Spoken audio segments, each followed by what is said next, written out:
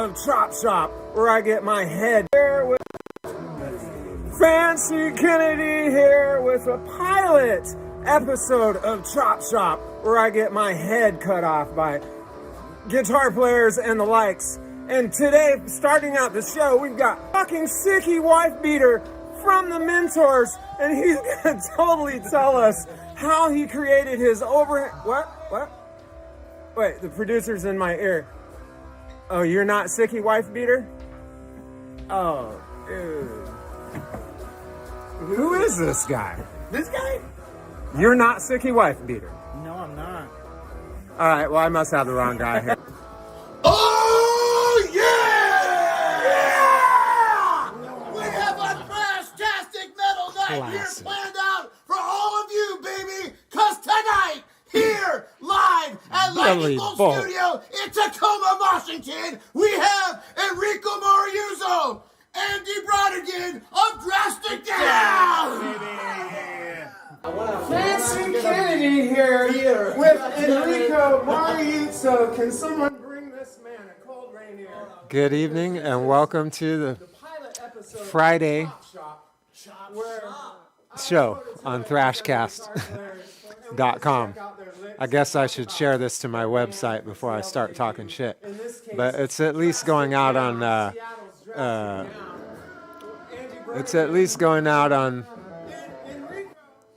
Thrashcast Facebook, Thrashcast Twitch, Thrashcast Streamlabs, and let me post it to the website too while you guys check out this clip. And look, we're on the set of Billy Bolt's Thrash Zone, so we're here in Lightning Bolt Studios. Give a shout out to Billy and Nicole Bolt. Yeah! There you go. I don't know. I'm saving my liver for Pop's Blue Ribbon. Oh, alright. Are you a PBR now? So, you know, that guy owes me money. Show me how we do that. How do you do that?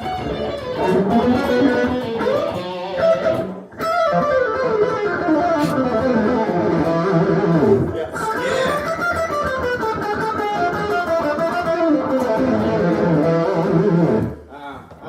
You just gave.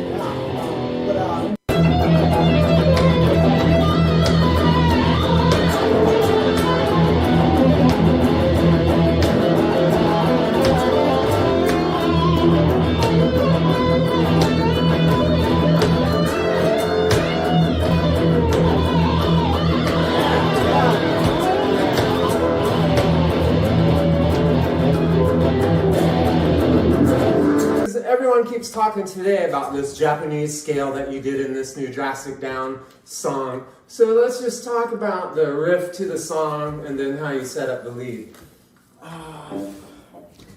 Well, it's just about something adding some more flavor on it, because what we just played. So basically, let's say 90% of... Fancy Kennedy here. What's going down? Where's the camera at? Are you up here? Oh, hey, you guys. Hey, look, thanks for tuning in. I'm just down here taking care of some admin stuff. Keep watching.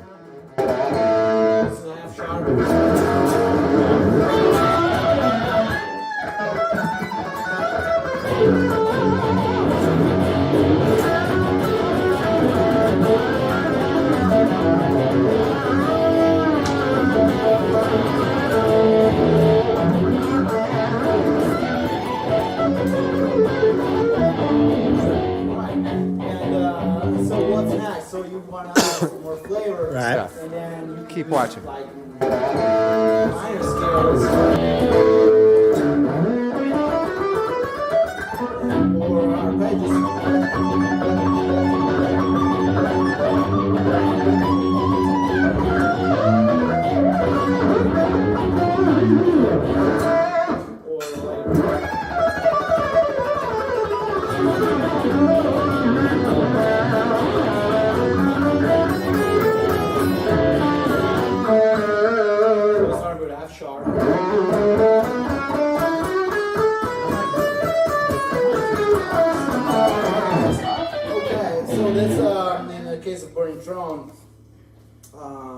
I went to this, it's called a Hara Aoshi Kumoi.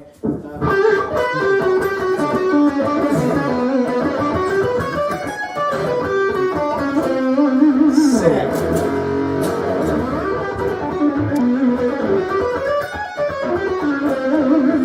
And let's say to keep it simple, just pick up a key. It can be A minor, it can be F sharp, whatever. How about D? D. Alright, so here's the pattern. Then you can just blend the way you like it more. But let's say D. That's how it's so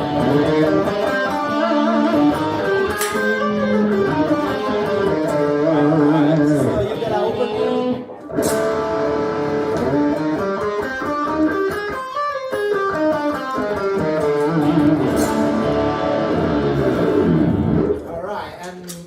So it's just adding some new colors. So you can have your D minor pentatonic.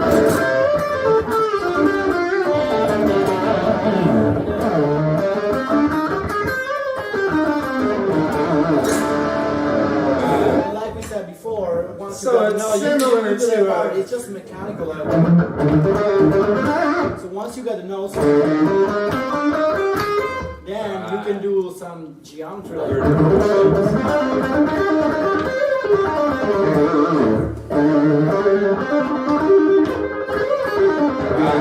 That's up to you, guys.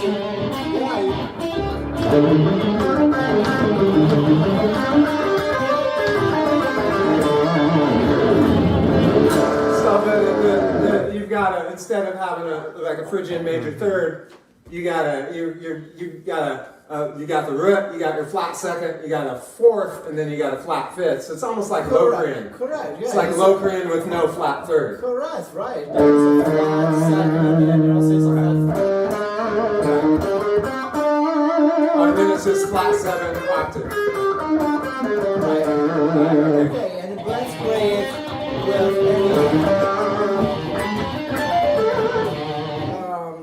it blends great with any minor arpeggio? You got your D minor.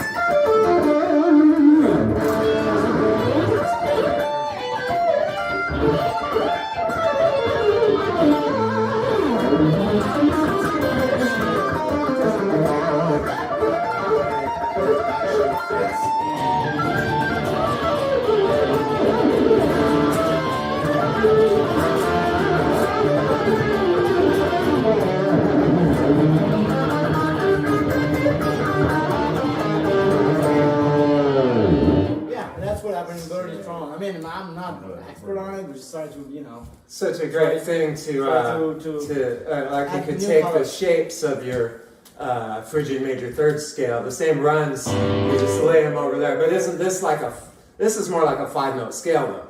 It's not a 7-note scale. But it doesn't matter. Once you got these ingredients, you just fit the way you start need running it. your numbers. My point is, anything you learn new has to be functional. So you gotta be able to make it useful for your songs or whatever you need it, right? So I say, okay, I got this thing, but how do I use it? Like I can play just a song with all of this fucking sounding Japanese. Well, there's got to be a chord set up for it. Say, okay, otherwise, if we just write the D, blend it with a minor.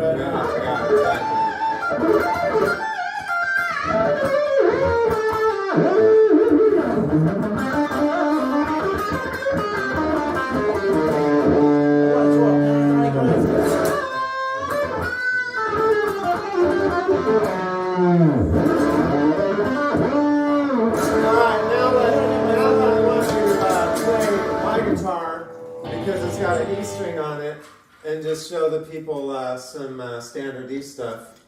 Oh, that's a standard tuning? Okay. Yeah. I'll hold it. Why are you improvising my shit? Okay.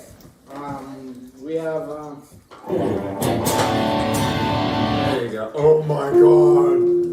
Woo! The palm on this thing feels so nice. Oh my god. Yeah, that's your access. Good play. We got what we got, Andy? We got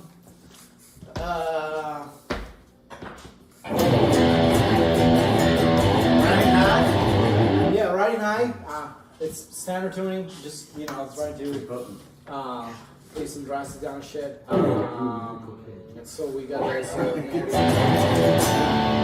we go chorus.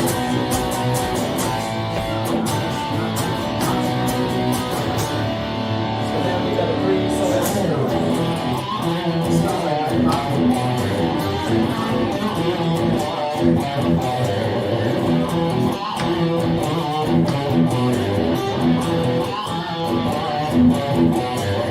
which is a simple kind of, E minor. So the solo is going to be E minor five. Instead of doing like, I go to.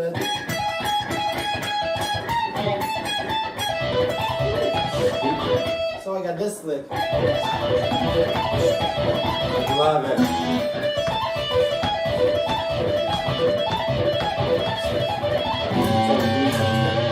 It's so bluesy, right? Yeah. And it's E minor.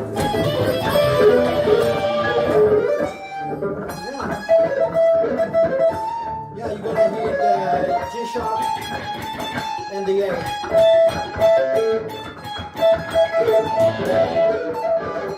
Yeah, with you got a E on the bass, and you're gonna hit the G sharp. Oh, right there, right.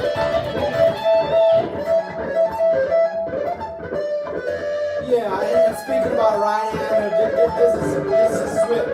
This is a sweep. So you can go all the way up, down, down.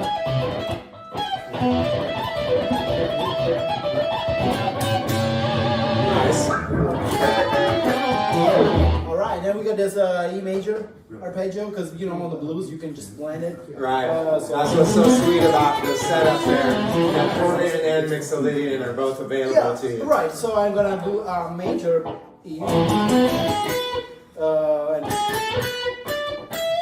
and add this. So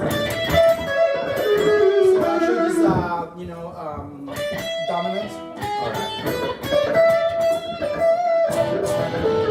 Makes like E7, right? And so that here's the trick.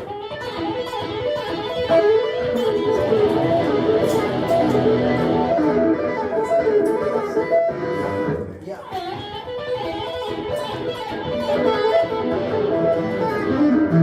Right.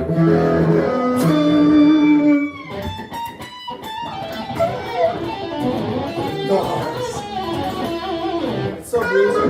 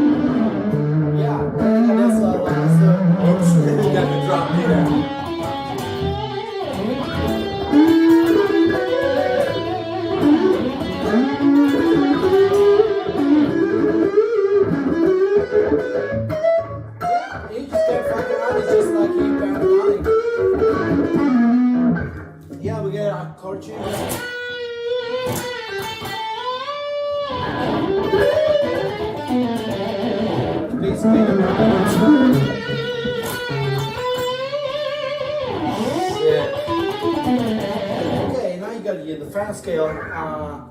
This is a good trick. You just have to learn one pattern. Right. So it's gonna be 3 notes per string.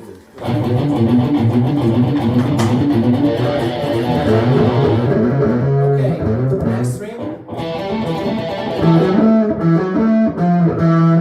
It's a little bit of scratch.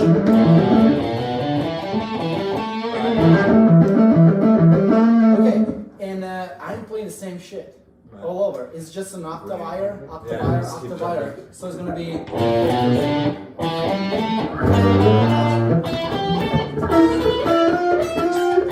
So once you have it, it's up to you. You can just like play like a six notes all the time. And I'm going higher, so.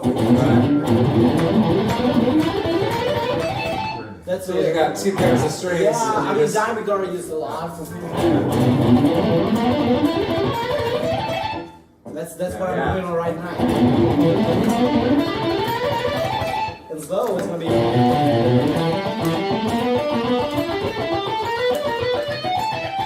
Fast. Hey, a little bit of palm muting. Oh, yeah.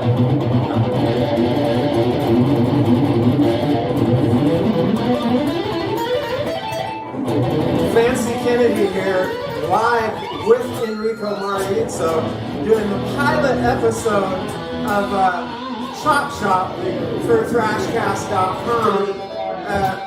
Shooting a little close-up video here, because we don't have any microphones going, so that he's not going to be able to hear much words there. I let Enrico loose on my Ibanez. It's got 8s on it. That's fine. Alright. And it's in standard tuning. It's standard, yeah. Yeah, I just love to. Give me my I love seeing you play my guitar. Give me back my drop D shit. So I can put some drastic down. Okay. So yeah, that was a cool trick. So you just do the same lick and you just go higher, same pattern. Once you learn a pattern, it's like a set of 2 strings. Jumping across octaves. Yeah, correct. But you don't have to rearrange your finger. It's it's the same. So that's pretty convenient. It's like you go higher.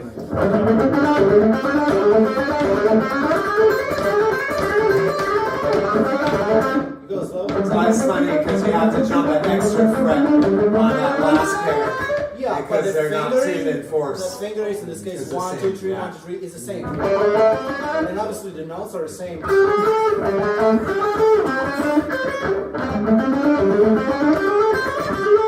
You do different patterns like a.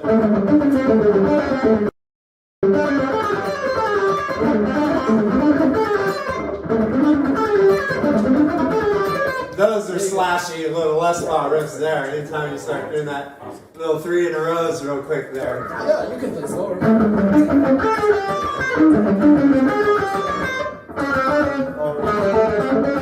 It's true though. You know, you can just once you get to know it, you just like use it. It's like playing with Lego. You know, the bricks. Good evening, Thrashcast. This is Innocence Torn, and this is Skid Row.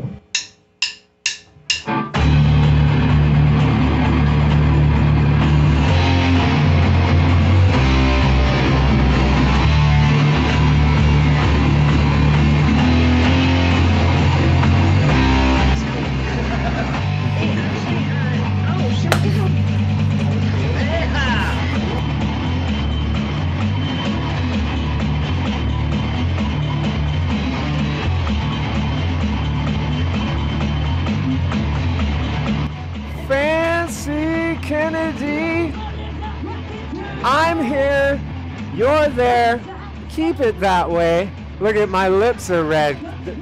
Are my lips red? I guess you guys can't see it. There must be some kind of filter. I promise I'm not wearing lipstick. Fancy Flippin' Kennedy. I'm here, you're there. And this time, keep it that way because it's that kind of party. Welcome to Garage Bays Revisited with Innocence Torn. And I love the spelling. Thank you. I love the spelling. Innocence Torn. I want to say out of Portland. Actually, we're out of Vancouver, Washington, but yeah, Oh, nice. we're not. Right next to there. Yeah. Fucking A. So let me introduce me to everyone. I know that the gal with the pink hair is the singer. Is that right? What color is your hair right now? I actually don't really know because it was supposed to be temporary and apparently they lied. So I've been stuck with red hair for like about a month now and I decided to just kind of run with it because it's not going away.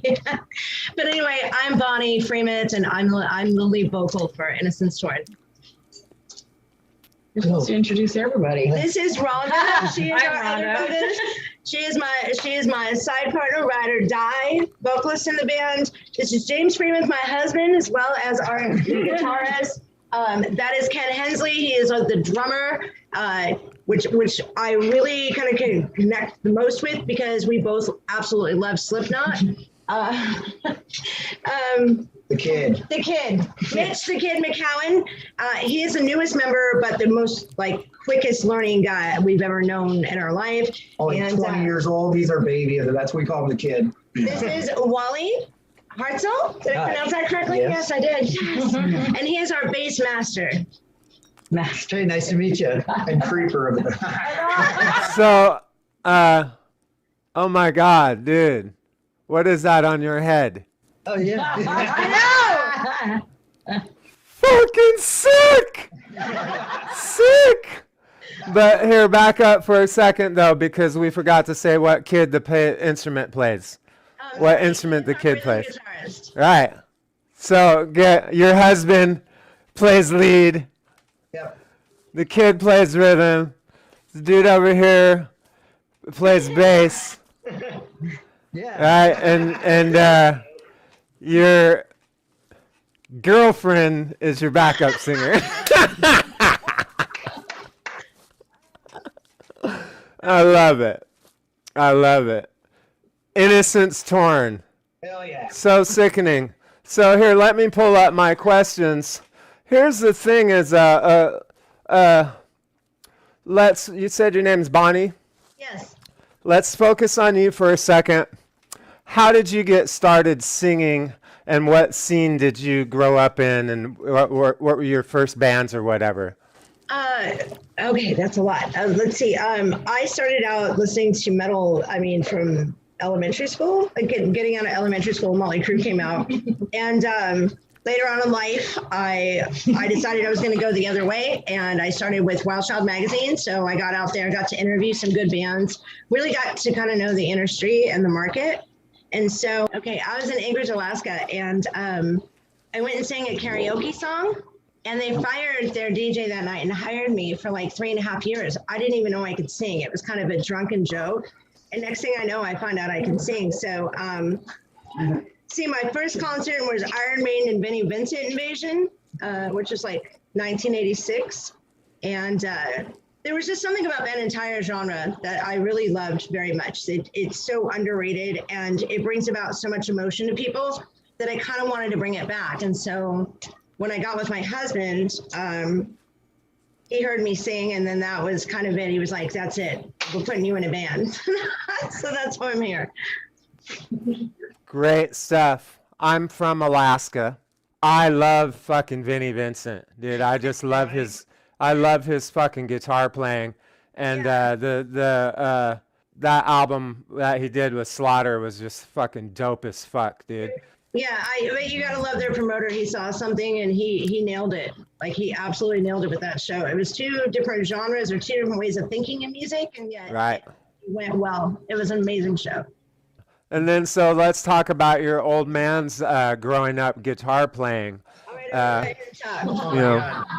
It's pretty extensive. Actually, my mom was a professional classical musician. So from the time I was age 3, she was throwing acoustic guitars in my hand and teaching me Tom Dooley and classical piano. And I got into I was totally into classical music until like age 12. I was a complete musical geek, straight A student, learning Beethoven and Bach and all that, playing trumpet and trombone and jazz bands, and just kind of well-rounded musically. And what changed me, for my little brother, I bought him a Motley Crue Shout the Devil tape, and I thought, fuck it, I'll listen to it. I popped it in, fell in love with it. I mean, I was just complete metalhead right from the instant I heard, the beginning of the intro going into Shout at the Devil, and then I listened to the album all the way through, and the next thing I knew, I'd already been playing guitar, but just totally different stuff, and that's all I could do. It's like I needed distortion, I needed a bigger amp, it just went on and on and on, and I just started creating bands. Neighbors would get together, and we'd when I was super little, well, I went through a phase even before that where we dress up like Kiss,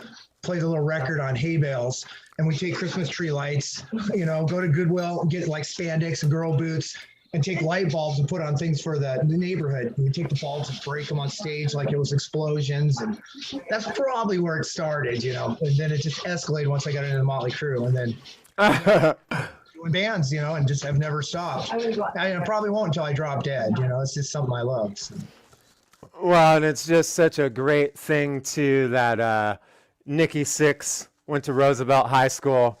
Right. Is actually from Seattle, and he played in this band called the Telepaths with everybody, like from guys from the Mentors to people from Q's and everyone else, and he stole a Les Paul back then, and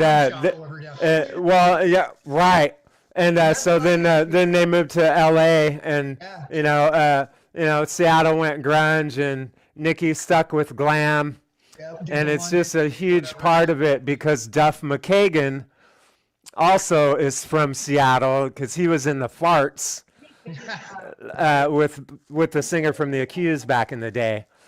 You know what I mean? So it's always funny how things turn out. Isn't it? It's crazy. It's crazy. Well, and growing up, I grew up in Whidbey Island, which is, I don't know if you know the area, but oh yeah, San Juan Islands is Seattle. That's where I'd hang out and get in trouble as a teenager. So same thing. I was doing bands all through the Seattle area and Everett and, whatever we could get on the San Juans. We called the island the Rock, though. I mean, it was super cool until you're a teenager, and all you could do is think about how to get off, and hang out in the cities, and do all the fun things, and wow, that's so amazing. Yeah, there's all these bands that are like the whole Q's and Mother Love Bone, and all those bands are from Bainbridge Island. You know what I mean? And then then they all came into Everett, and the Everett metal tradition is just. Jeff Pilson from Dawkin, he grew up in Vancouver, Washington. There's a huge amount of metalheads from the 80s and still current from this area. Oh, well, yeah, because the guy, you mean the bass player from Dawkin? Yeah, he wrote Alone Again. That's Randy Hansen's bass player, but he went, you know what I mean? That's actually Randy's bass player, but he does other stuff too. Right. That's so awesome. Yeah, so you've been playing guitar for a while. You've been up and down through here, through it. Yeah, I've been playing a lot of different bands. Shatterbrains, we're pretty big here I've been playing them the last 15 years, and it just kind of went dormant once, me and Bonnie got together, because there's some history behind that. I was actually her first love 33 years ago. She met me playing in a band called Crystal with this bass player and my brother on drums and stuff. And she saw me with this bleach blonde hair and all this and that, and just fell head over heels for me. And that's where it started. And then years later, they go by, I'm doing my thing and she's doing hers, lose contact. Her name changes. So I run into her show. She's doing this promoting, has this magazine. I'm thinking, God, she's hot. I have no idea it's her, because the name doesn't match or anything. And I was married too. And I remember just thinking, damn it, I'm married, but still the attraction was there. That happened like 2 or 3 times. And she was writing a thing about my band. And then once my relationship crashed, basically, we got to talking on Messenger on Facebook for like 2 days. And out of the blue, I'm sitting here drinking, I've been single, life's a little challenging. I got a kid by myself, and she goes, I'm the girl's heart you broke. 33 Nice, yeah. So you got set up the second time.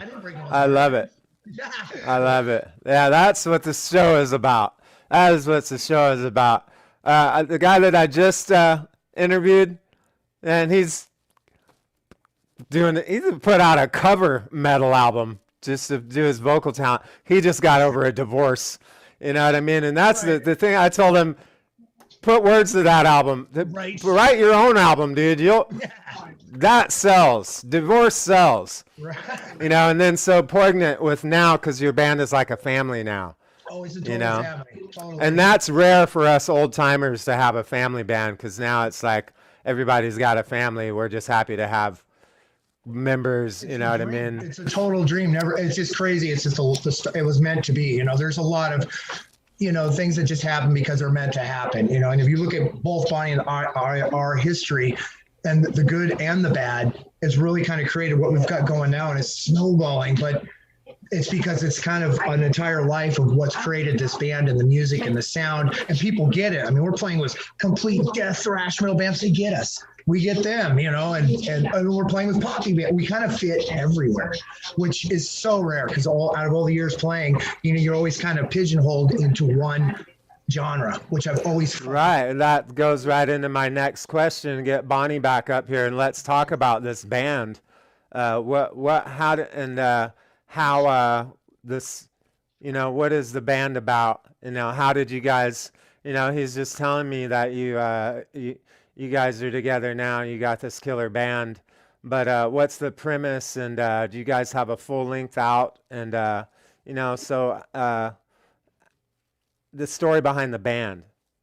The story behind the band really originated with the two of us. We wanted to do something that kind of sparked the emotion of people from not just our generation, but also kind of add a little bit of blues.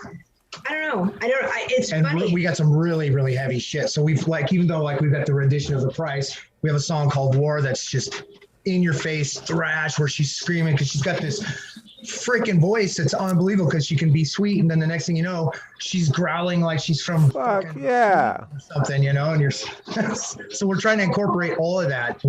And like you're saying, we're working on our first album, Broken Dolls. We have an EP that we're putting out. Broken Dolls. Yeah. But we're doing a self-titled EP that will have like 4 or 5 songs that we'll have that out by the end of the month. So we're actually going in the studio tomorrow for another 4 hours. Yeah, tomorrow morning. Yes. Right, I want some footage of that, man. You guys, your footage is content, man. It's gonna be beautiful. I love it. It's gonna work both ways, So and so then you've got in the EP in the works. Is that what I'm hearing? Yes. Yeah, we go in tomorrow to finish out the last half of it, and it's in itself been a process. But I think at the end of the day, it's gonna it'll just remind people of what not just old school rock, but old school metal, kind of mixed with some new school ideas, little kind of politics, kind of just the stuff that's kind of relevant.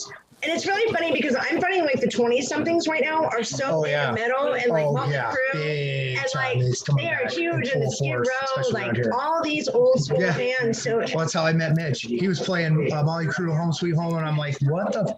Are you fucking kidding me? I was so happy. Yeah, it pisses me off because unless you were a recorded artist, you can't really say that you're a classic rock musician because they're in a little club there. You know what I mean? But I'm going to write what I write, and I'm not waiting for a new label to come along with some dudes in flannel to market the fucking thing for me.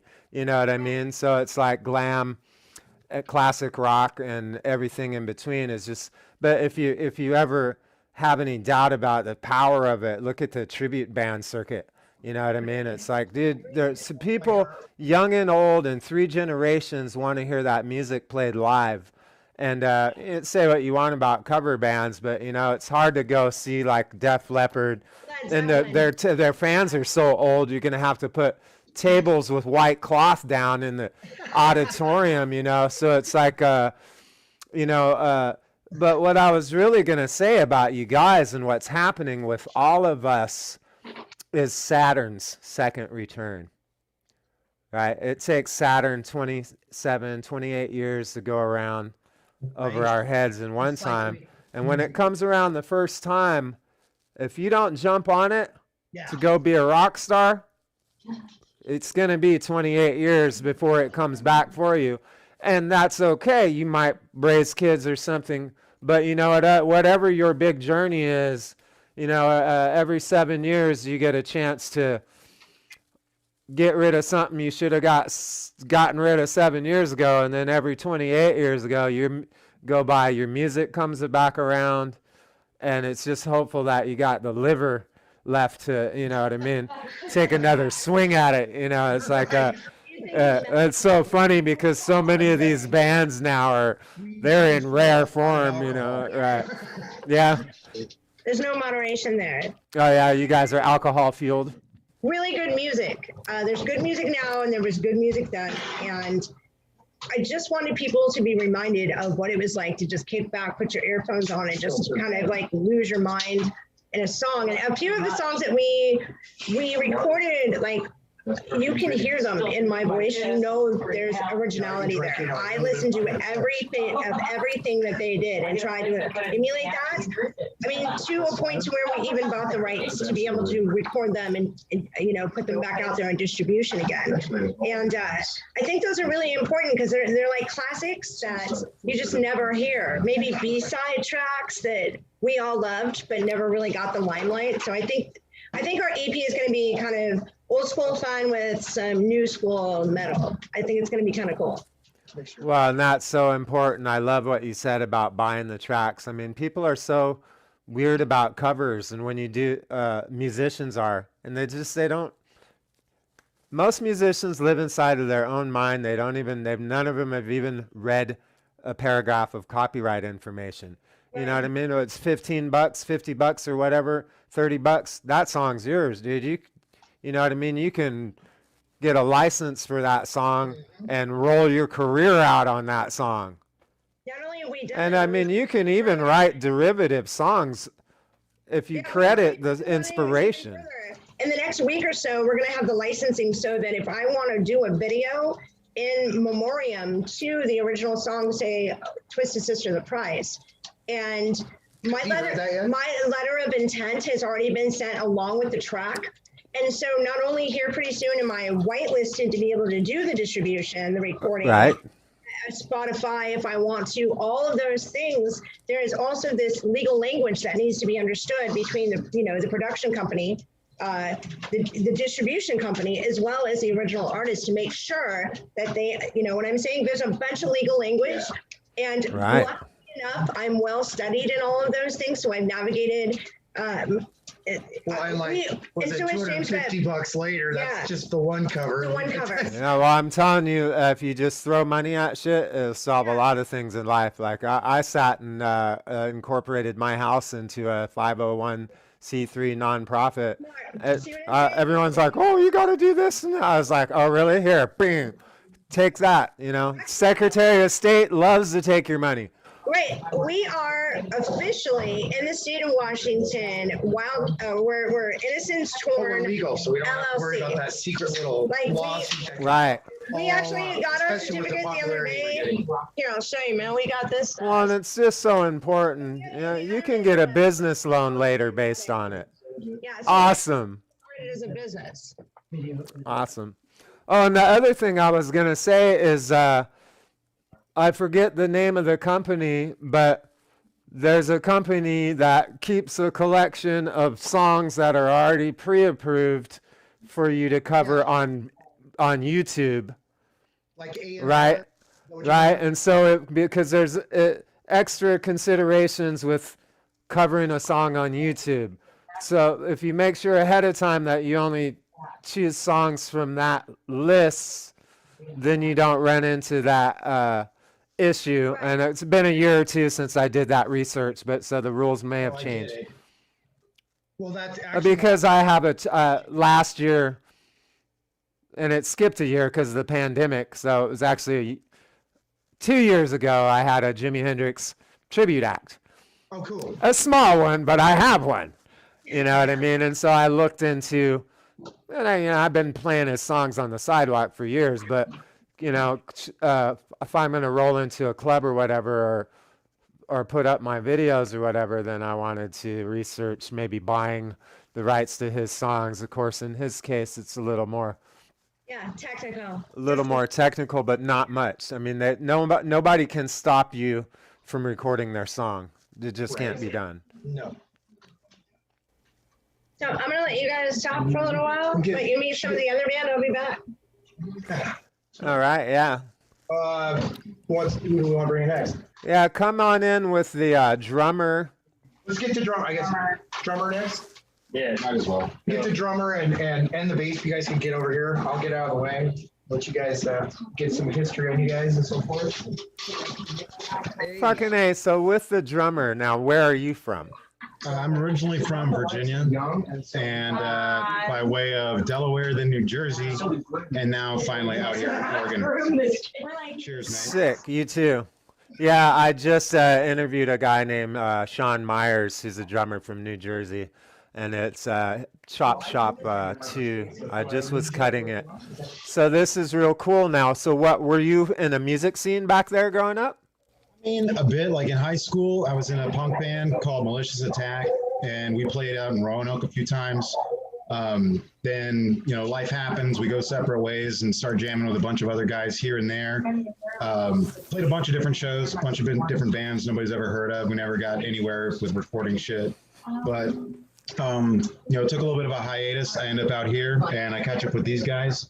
And now we're getting ready to record some more shit tomorrow. I can't wait. I love getting into the studio. It's been well. Can you split your tattoos with him? Can you split your tattoos with him? Yeah, sure. Split him. Yeah, man. You need a little bit of white space, and he's got too much. There is no too much in rock and roll. But okay, let me get your names again. Now, the bass player, the drummer. I'm Ken. This is Ken. Walter. Walter. Yeah. Hey. And now, what scene are you from, Walter? I graduated high school in '83, so it was Iron Maiden. Judas Priest, the original kind of metal. And my friends kind of stayed in that genre, and I went over to the hardcore and kind of got into Dr. No, 7 Seconds, more of the punk stuff. I went in the Navy in 1984 and moved down to San Diego. So I was exposed to some new music down there that I wasn't privy to up here in Washington State, Right. Pre-internet, of course. My first bands were punk. I've started out on bass and I picked up a little bit of guitar, but I've mostly been bass since the mid '80s. And I never had much success with original music. I've always just done well with covers. Most of my bands were cover bands and tribute bands, and I've always wanted to do originals. It just never unfolded for me that way. Until now.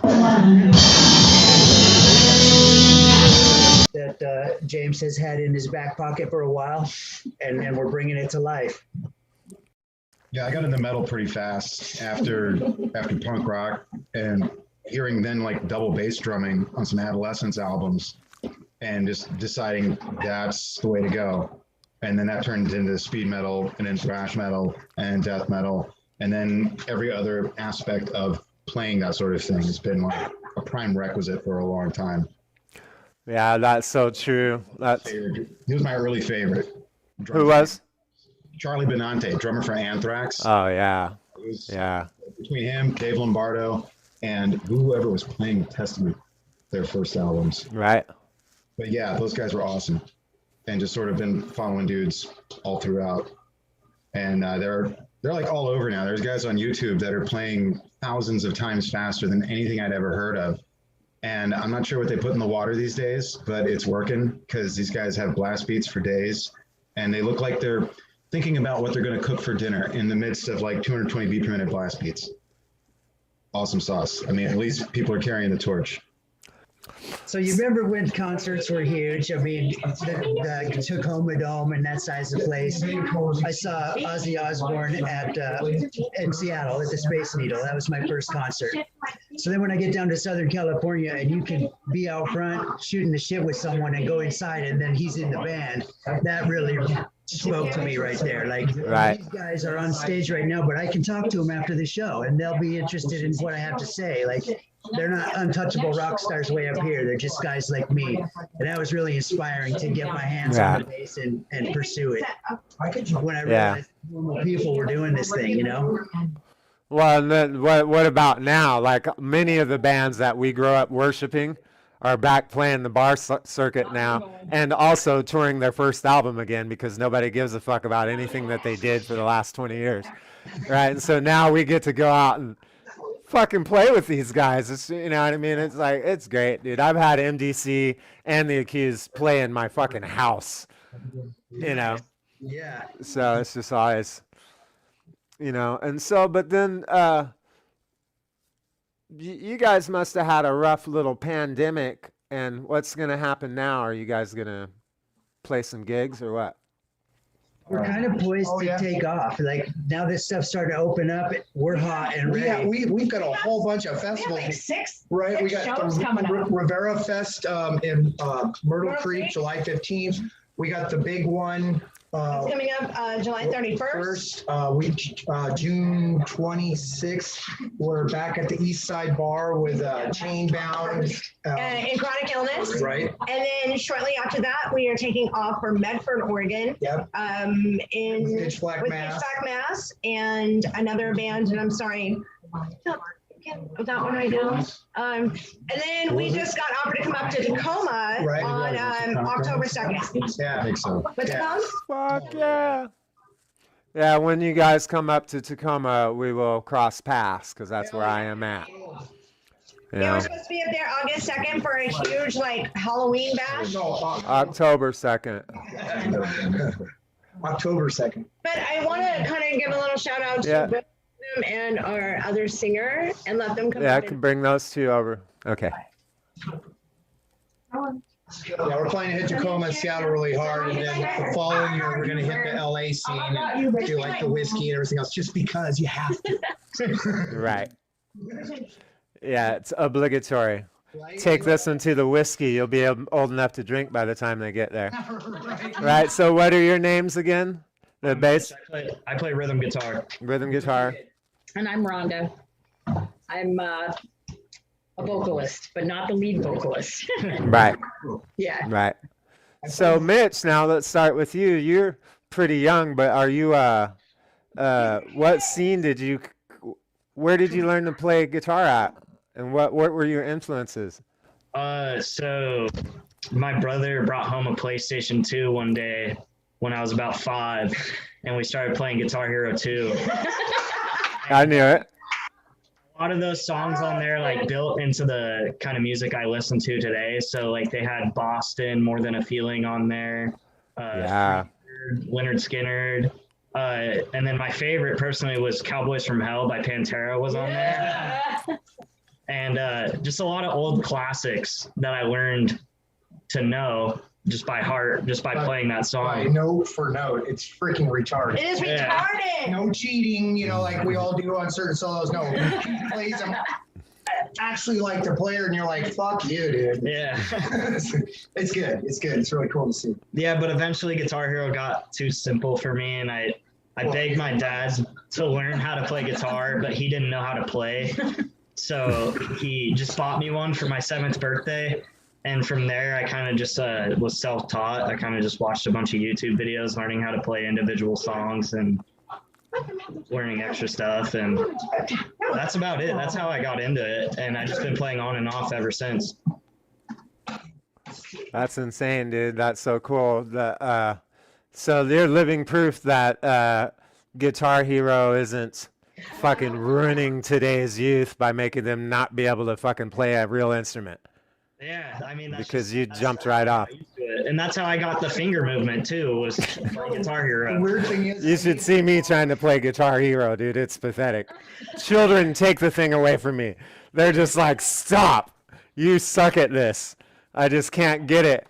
I've been playing guitar too long. It's just too weird. Yeah, even today I'll go to Big Al's and I'll just try and set the high score real quick. And, and then leave. That's the only game I want to play when I'm there. So. And then what's your name again, hun? Rhonda. So Rhonda, would you do like in the background? I do a lot more than So you're not like Christy McVie to her Stevie Nicks or anything, all right? Well, that's not a bad analogy. On some songs, maybe. Some songs, yeah, maybe. All right, but you strengthen it up. Yeah. Because I do vocals also, so. Well, it's a really good thing I'm hearing here and I can't wait because here's what happens is, like in the band that I was in, we had a chick singer, but the rest of us were dudes. So it just always kind of sounded funny. The background vocal, it was cool, but it was kind of funny. The background vocals were dudes. You know what I mean? So she would sing something, and a bunch of dudes would go, and repeat her, and it was just like, really? So it's cool that you guys, you know what I mean? Of course, she probably sings like a dude. She's probably like, raw. But you guys have a classic rock flavor too, you know.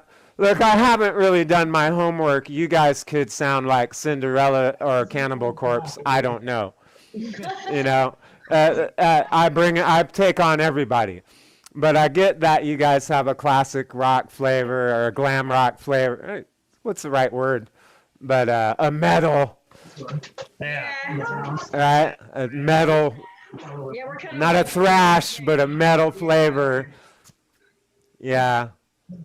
So that's cool. Yeah. Is there anybody else you need to talk to? No, I think that. No, so tell me about, like, what are the cover songs that you guys play in the band that are fun? I think my personal favorite that we play is Lack of Communication by Rat. Oh, dude. Yeah, that's a fun song. What about Slave to the Grind? Slave to the Grind by Skid Row is a good one too. Sick. Yeah. Twisted Sister. The Price is pretty good. It's a little slower, a little more melodic. Website, it's really good. But that one's pretty fun as You well. can actually hear that one on our website Yeah, right now. and you can hear that on our website. Fucking A, dude. Yeah, I love all those. You know what I mean? The first Twisted Sister, not Stay Hungry, but the one before that. From Captain Howdy. Fucking dope ass album, you know? Yeah, I was introduced to Twisted Sister from I Wanna Rock. Right. Like that was always the one song that I knew by them. And then You Can't Stop Rock and Roll. yeah, and the more I got into music, the more I learned more Twisted Sister. So Yeah, well, his voice is just incredible, you know, yeah, and there's the nothing like it. setup on him. They had a thing about their music where it was like written almost like they had almost theatrical chord progressions, almost like a Meatloaf. Yeah. Like Meatloaf, his songs had sections, and they are like Billy Joel. You know what I mean? It was almost like you couldn't just sing a blues lick over it and throw some chords down there. You know, the songs were actually written, and that was what's cool about Twisted Sister. They had changes in their shit. You know what I mean? It was like rock and roll. They had elements of advanced rock and roll in there. Yeah, and they would play, both the guitar players would play different octaves to try and make something unique, and instead of both of them just playing the same thing. Which is kind of what we're Yeah. Which is kind of the aim we're going for, is we're trying to have two different guitarists doing different things with the sound together. Oh, I saw that, like what you guys were doing when I came on. Yeah. Yeah. Well, like with me, dude, I loved Rat. Trust me, I learned, like I bought the Rat vinyl. You know what that is? Yeah. You know what vinyl is? Yeah. Do you know it's got music on both sides? Yeah, I know. I'm not that young. Yeah, well, see, you're an old soul, so you got educated, right? But like, I've literally dated chicks that didn't know that fucking vinyl had music on the bottom of it. Yeah. You know, It's like a CD. and some of it doesn't now because it's fucking they print it. It's printed. You know what I mean? It's a computer. Now has both sides though. Right. Like I have a this is gonna sound really weird because it's not rock, but I have like a old NWA album vinyl that when you play it on the record player, you can flip it over and it has a whole nother 9 songs on it. Right. Yeah. Yeah. Well, that was with us. We always had a side 1 and a side 2. So you had to, back then you had to, not that I've ever fucking made an album, but back then you had to figure out what songs you wanted on each side because the timing had to work out right. Yeah. You know what I mean? So you could have 5 long songs on one side or 7 short songs on the other side or whatever. Yeah. You know? But what I was going to say was I bought Rat from the record store the day it came out out of the basement. And of course I learned, and of course they had the videos then. So I learned the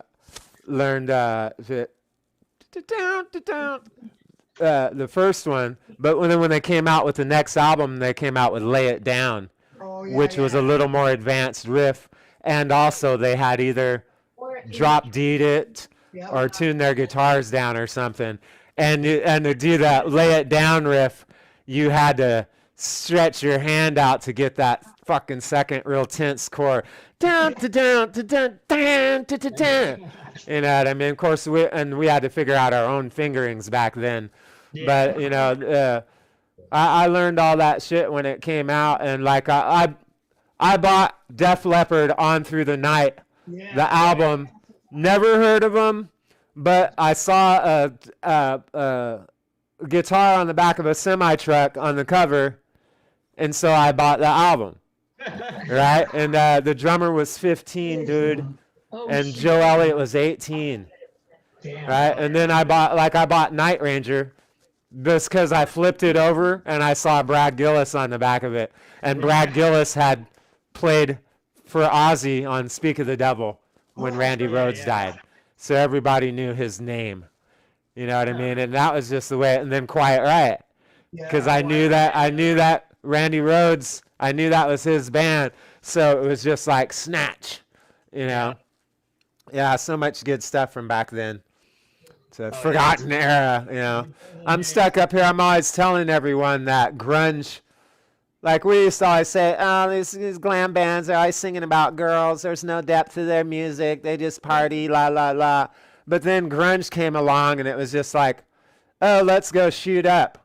You know, and it's like 20 years worth of fucking dead dudes, or 20 years worth of motherfuckers that were worth more dead than alive because they signed a record deal and then wrote some okay songs, but look, you know what I mean? It's just like it's the fucking saddest story in music history is grunge, really. You know, it's like save us, you know. Metal just got cast aside. Yeah, I'm hoping that when we reverse the music that we're playing these days, like back to the old days, that we can just skip over grunge. That'd be great, right? Well, and the thing about it is I like lead guitar. I'm a lead guitarist. As far as I'm concerned, a song is just a setup for the guitar solo. Yeah. You know what I mean? That's what, I write songs. You know what I mean? The lyrics, the melody, the chord progression. It's just a setup for the fucking guitar solo. If you don't understand that, get the fuck out. But what happens is they replaced all the guitar solos with rappers. Got that 8 bars, right? And then in grunge, they had guitar solos, but they soaked them down in the mix solo. I mean, Mike McCready and all those dudes are fucking sick guitar players, dude. But they didn't put it in front. They didn't make it the center of the music. It was just a big mistake, I thought. These guys didn't sing that good. That reminds me of like the Smells Like Teen Spirit solo, where it's basically the solo is the same thing as the whole song. Like it's not really a solo. Right. Like, I don't know. I don't know. Nirvana is okay. That makes me feel so good. Fancy fucking Kennedy live. Why do I always say that? I'm live, you're live, and these people, they are definitely live, and they are about to play live right here on the Garage Bays Revisited. where we take. Your girlfriend is so cute. You remind me of that chick from the alien from that one movie where they. I'll think of the name of it. I don't have any brains left. But yeah, Tim. Tool Time Tim, right? And Galaxy Quest. Galaxy Quest. I keep thinking that she's the girl from Galaxy Quest. And I'm like, oh, it's a girl from Galaxy Quest. I love that look. I'm gonna do my hair like hers. Next. That'd be great. Fancy Kennedy here live with Innocence Torn. And they're about to pop the cherry on the first or second Zoom Garage Bays Revisited, where we go in their garage bay and we visit them. Dude, they're going to play music for us. And it's going to be fucking sickening. This is Innocence And I totally appreciate you guys doing this. I'm fucking really excited to see the video. And, say hi to all your fans, and then we're going to cut to the video. Hi, fans.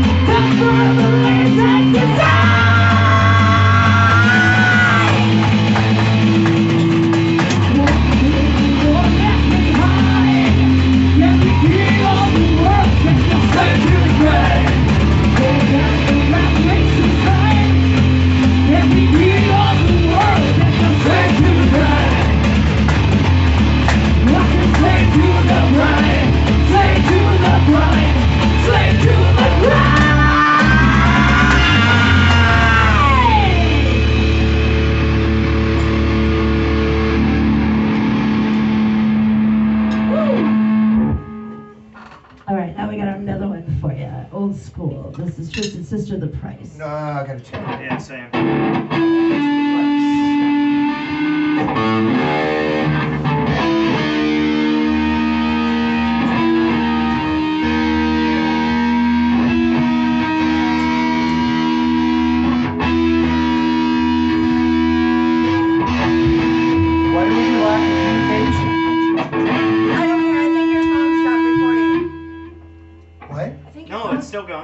Yeah, that's a go symbol.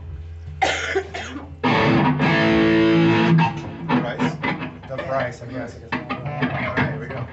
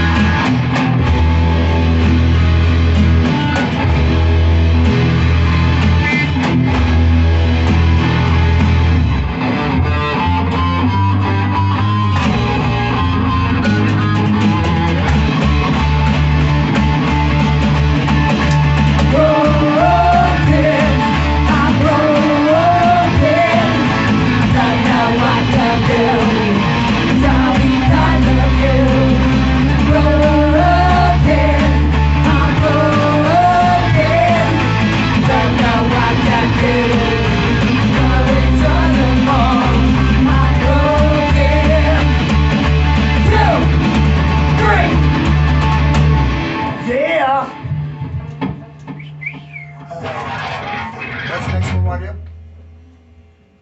Line of communication. See what it is? Times. Okay. That was like 6 in a row. I think we should do line of communication calling on that. I agree. Okay.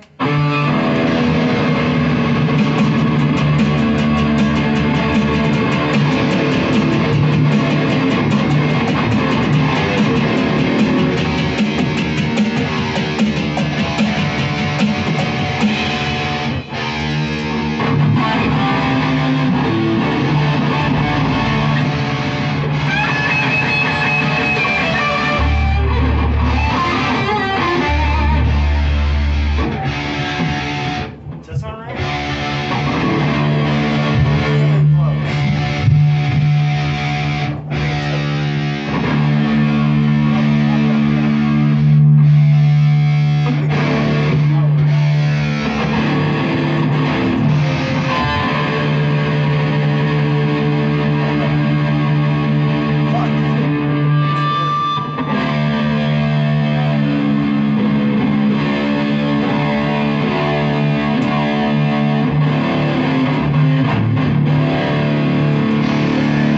Sounds 80.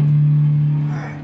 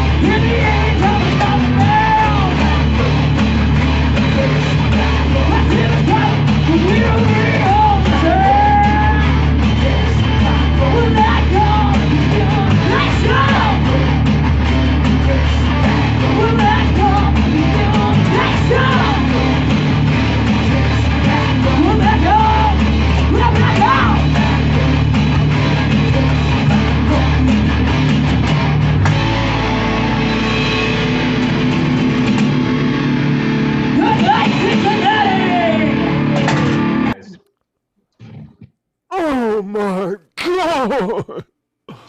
Oh my god! This Those fucking guys just blew my fucking mind.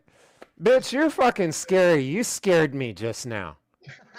I'm kidding. But no, dude, it was beautiful. It was lovely. And you guys are fucking the loveliest fucking group of people this side of Beaverton. Hey, you got a new fan here, Joe. Fucking A, dude. And I'm gonna put this out and press this, and it's gonna be beautiful. Thank you so much for being on Thrashcast.com. Garage Bays Revisited.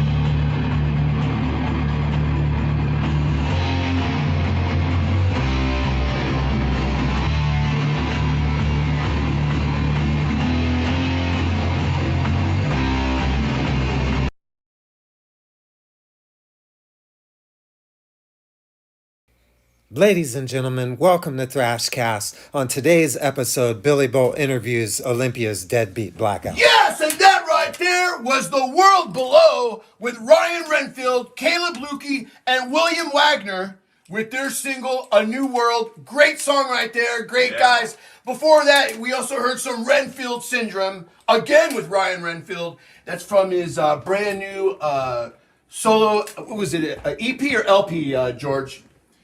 Gosh, I don't know, but I did help him with a little bit of... Over here, George, come on. You're not new at this. Get over here. By the way, that was a killer album. I don't know which one it was.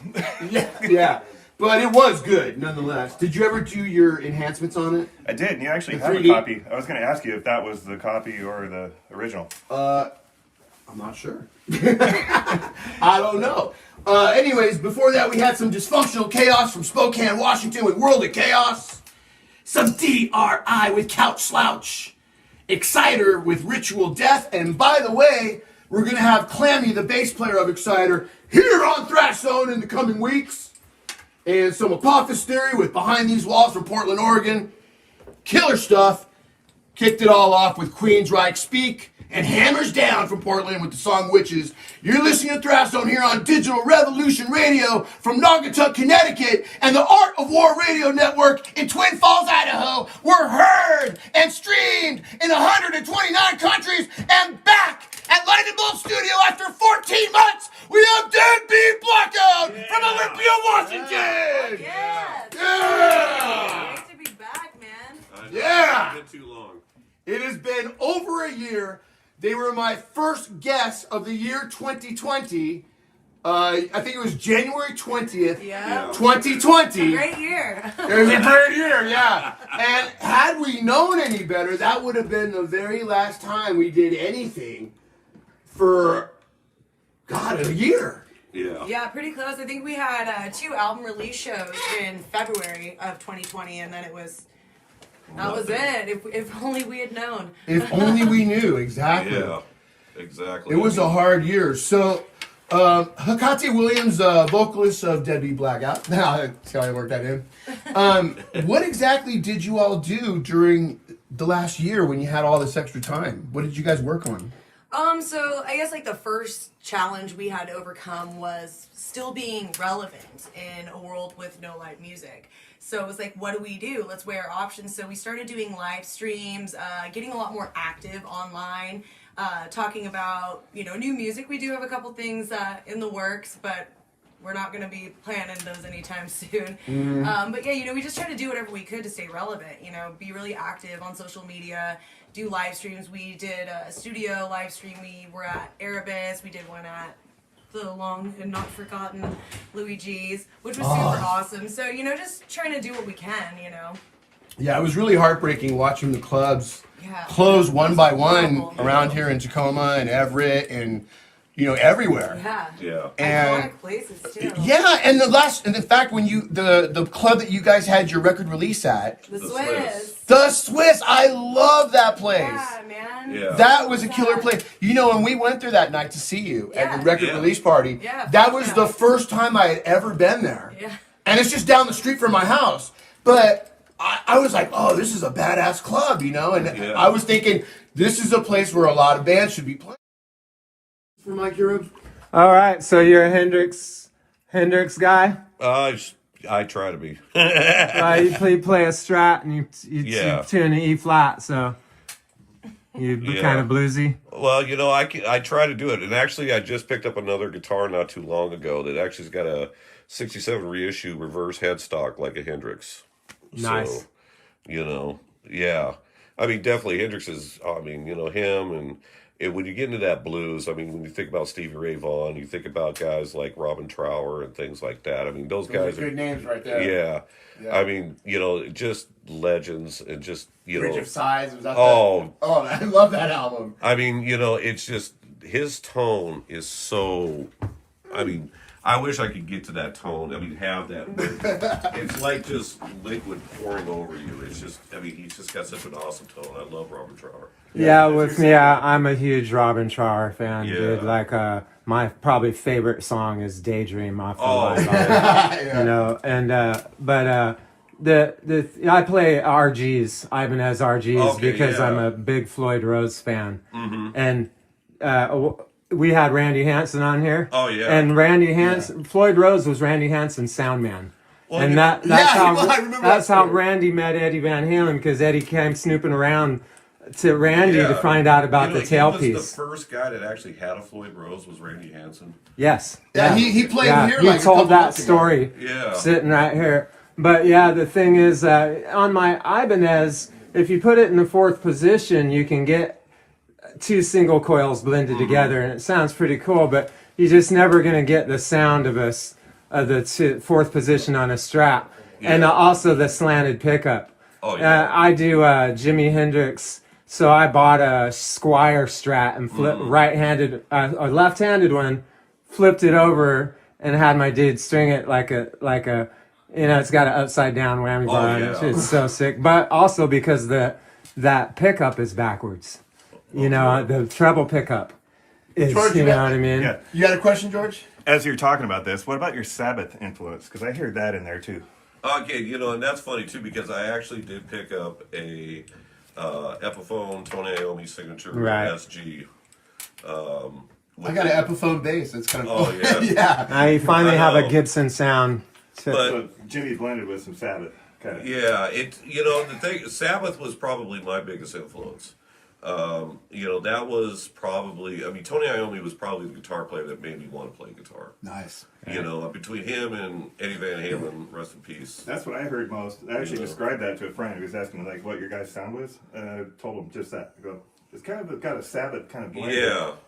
I mean, it's just, and a lot of stuff is subliminal because, I mean, but I listened to so much Sabbath when I was growing up. Didn't we all? Yeah.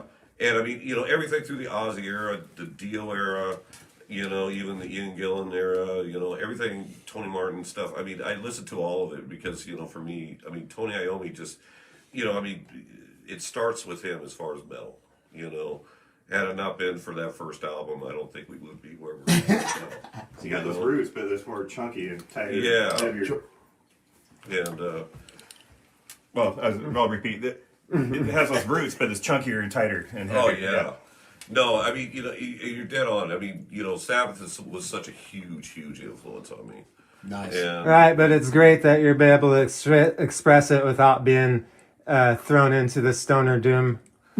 I think the rest of your band has that probably help you there. Well, would you have 13-minute songs if it was left up to you? Like the warning, you know. No, and it's a good point that you brought that up as far as the rest of the band, because I mean that's what basically makes these songs. Right. Because I mean I bring my own thing into it, but these guys bring their own element into it, and they may be thinking outside the box where I'm not looking. And then all of a sudden it's like they'll bring something and it's like, oh, wait a minute, yeah, that sounds even better than what I thought it was going to be, you know. And you know, especially Craig, because you know Craig came from, you know, somewhat of a punk background, so he has a different mindset sometimes the way with his approach with the drums that I wouldn't even be thinking about, and it just makes it so much better. You know, and Chris, when he just locks in on his bass parts, and then once he's got the basic down, then he'll start, you know, hey, what if I did this? What if I did this? You know, and everything, and it just fills it out so nicely. Sweet. You know, and of course Hakate with her, you know, her melodies and her vocals, and you know, Hakate with her karate. I had to say it because of Scotty Karate. There's a lot of martial arts humor that goes on Thrash Zone. Exactly. Go no karate. All right, yeah. All right, and Hakate, by the way, I don't know. I mean, as a singer, I know there's not much we can say. All right, check this out. I'm gonna play a couple more songs here, man. Scott Cross says the new video is good, and Scott, when we come back, we're gonna talk about that video. So don't go nowhere. Yeah. And if anyone here in the chat room has any questions they want me to ask the band, go ahead and write it down now in the chat room on digitalrevolutionradio.com, and I will ask the band here when we return after this break. We're going to play Felony Octane, which features the killer bass playing of Chris Johnson. Yes. And he totally rips on this song. I fucking love it. Oh, yeah. And then we'll back that up with Fully Ado. Fully Ado. Sounds good. And how are you? Excuse my French. Yeah, is that what that means? No, it's like shared psychosis. So like two people that are like mad together, like believe All the right. same ridiculousness. I thought it was Bully fuck you or something. Yeah. Two people in the band that agree about what a song is about would be a great example. Yeah, that's usually us. Yeah. All right. Well, we'll return soon after these two tracks, and then we're going to talk about their new video they just released. So don't go nowhere. You're listening to Thrash Zone. Crank it. This is Deadbeat Blackout. Yeah. Woo! Dorks. Stay tuned for more Thrashcast right now. Yeah, Rain of Ashes is going to be the fourth one that we're going to do with. Yeah, we're doing all of them with Ticker. Twisted Images, cinematography, man, fucking killer dude, great vision. Yeah.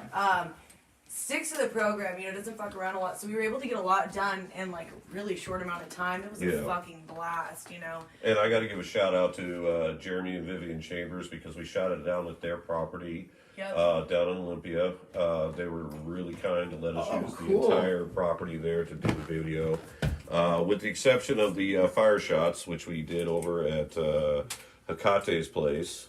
And almost burned my field down, by the way. Oh, yikes. Yeah, that was right. Good times. Yeah, it was a tremendous video. I really, really liked it a lot. Oh, I'm glad to hear that, man. It was fucking amazing. Trust me, Hakate, if I didn't like it, I just wouldn't say anything. I liked it. I appreciate your honesty, man. Yeah, it was good. You guys it did was really shocking to see it all put together. It was just like, wow, man, this is so fucking badass. Oh, like, yeah. It was like really hard to kind of sit on it for a few days before like to drop it. It was like, oh my I God, know, I know the feeling because I did a video with this band in Cincinnati when I went over there and opened up for Exodus.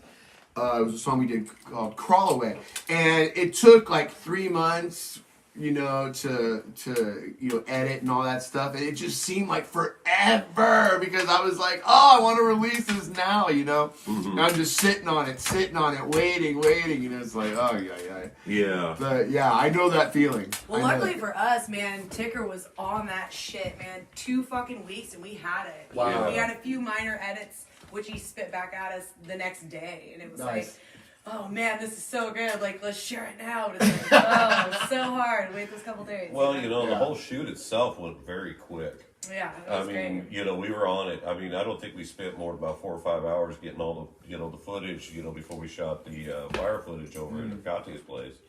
And, we were just boom, boom on it. He was very professional. And, he just like, all right, let's get to the next one. Let's get this thing out. And it worked out great. And a hell of a funny son of a bitch. Yeah, I know. Ticker's been banging out videos for everybody for a while, and they're really good. The guy really knows what he's doing. Oh yeah, definitely. You can tell. And he's really dedicated. I mean, he puts pride in his work. Oh, absolutely. He's all about it. Actually, that's how I even met him. Was he was shooting some videos for Cryptomnesia. Stick around for 3 more great segments with Deadbeat Blackout right here on Thrashcast. Coming up immediately. At that point, wasn't it? Exactly. No, you were like the first. Yeah, it was a Thrash Zone exclusive for 2020. And we thought it was going to be just a blockbuster year. Oh, yeah. And then... Yeah, right? But, we can pick up where we left off. Because it took 14 months, but they're back, baby.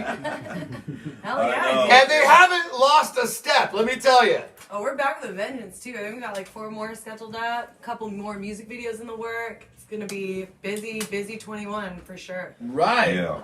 Okay, so what do you guys? I guess in the time that we've been on, I guess at that point, wasn't Exactly. it? No, you were like the first. Yeah, it was a Thrash Zone exclusive for Yes. 2020, and we thought it was going to be just a blockbuster year. Oh yeah. And then, Yeah, right? but you know, I mean, we can pick up where we left off because it took 14 months, but they're back, baby.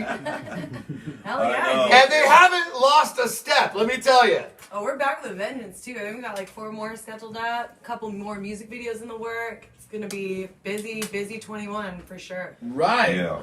Okay, so what do you guys? I guess in the time that we've been on, I guess. Thrashcast is brought to you by TacomaPunk.com. Now more action. At the beginning of our shows and stuff. I got a Boss distortion pedal that's kind of fun to throw in here and there. But other than that, yeah, I just like go straight through the mic. Sure. Well, what about when you're recording though? Do you use like little things like auto tuner and things like that? No, not at all. I mean, there's some layering. We do do some layering, you know, and play around with like different octaves. Well, no, it's just a question. I don't. I know. I mean, I'm not saying you need it. You don't. Well, no, I mean it's kind of one of those in the things. studio, it's different. You know. Well, it is, but at the same time, it's not because when we play live, I want to deliver what people are expecting it, and if it's going to be something completely different that I can't replicate on my own. I don't think it's an accurate representation of myself or our sound. So it's kind of cheating and not really. I'm with you on that. Organic, so we like to keep it organic. You know, I want people to come expecting what they're going to get. You know, nice. For sure. Now going back to that whole Jameson and beer too. I just wanted to say this. Okay, for the people of which, at can the I get a beer? No. For people at the shows, remember there's more people in the band other than Hecate that would like to have a shot of Jameson. So if you want to feel free, like my shadow. All right. Well, Mike, you did happen to bring Thrash Zone a treat tonight, and that is a bottle of Rebel Dude, if you Yell want free shots, Kentucky Gorilla Straight Rack. Bourbon Whiskey. Yeah. Very nice, thank you. You're welcome. Yeah, we're gonna get tanked. Hey, anything for you, there, Billy. Yeah, well, I'll tell you if I remember tomorrow, but You know we can't come here empty-handed, man. right? The last time you Thank came you here, so you much, brought this George. beautiful. Man's got 2 beers. Yeah, See, I'll take ask and that. you shall receive. The last time Debbie Blackout was here in January of 2020, Hecate, your husband, made me a beautiful Debbie Blackout bong. Sure hope you enjoyed the first episode of Thrashcast on Thrashcast.com. Billy Bolt interviewing Olympia's Deadbeat Blackout. Check us out every Friday at 7 p.m. on the West Coast for more Thrashcast.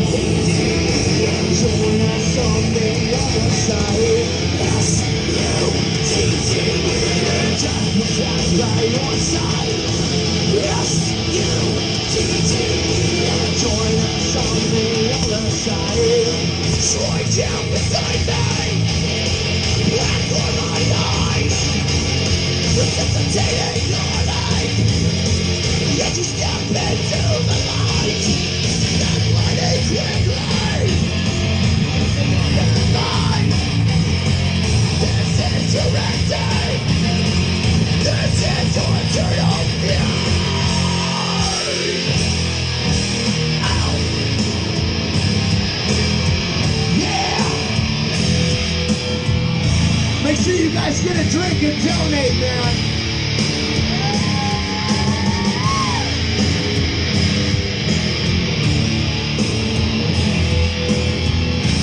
That looks really fun.